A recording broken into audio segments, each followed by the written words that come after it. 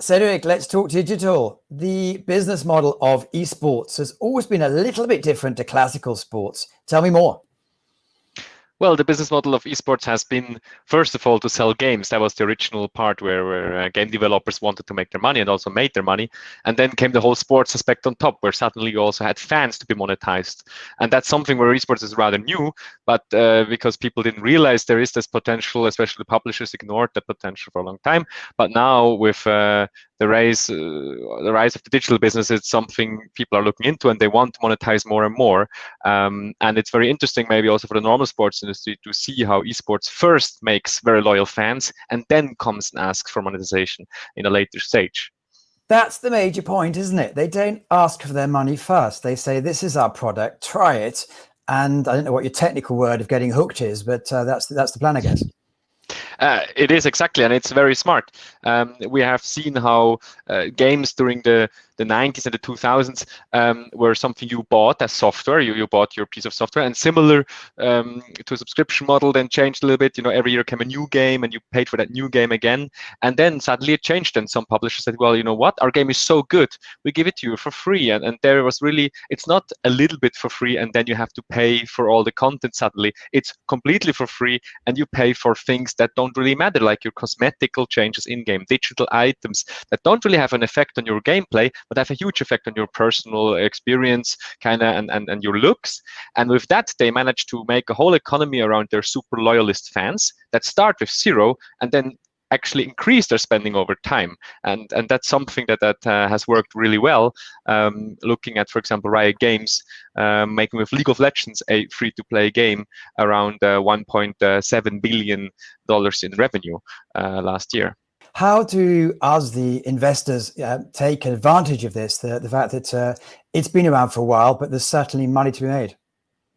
Yeah, I mean, actually, there has been a big movement at the stock market also, because during the Corona crisis, gaming was quite on top of the things to do.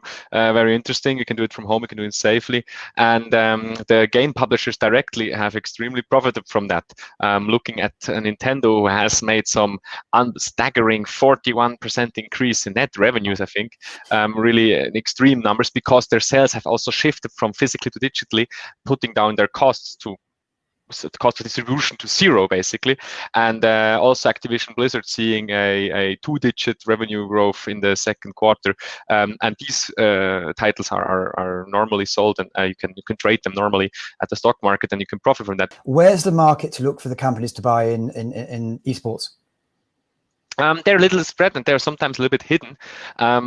If you look at the if you look at the sports side of esports, like if you want to invest into a club, it's something very difficult to do, because it's similar to a football club. They're mostly privately traded, they're not publicly traded.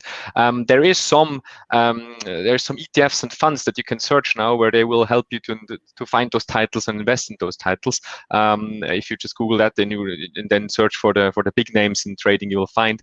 And on the other hand, you will find companies like Intel, who are selling all the gaming processors, basically, or every PlayStation sold today will have some kind of processors of one of the big processor companies inside. And these are secret stocks you can go into and still profit from the gaming market. And then if you want to go directly into game publishers, there is companies like Activision Blizzard that are traded at NASDAQ or other big indexes. And then you can invest there quite simply, like in any normal stock. Yeah.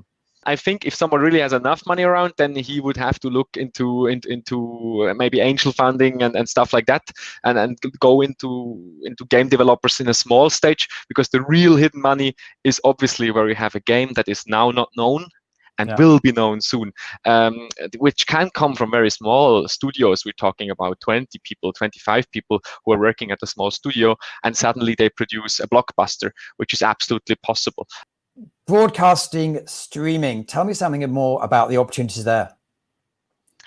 In the broadcasting and streaming world, there has been, over the last years, quite a battle between the big techs. We have different streaming sites and video sites, such as YouTube and Twitch.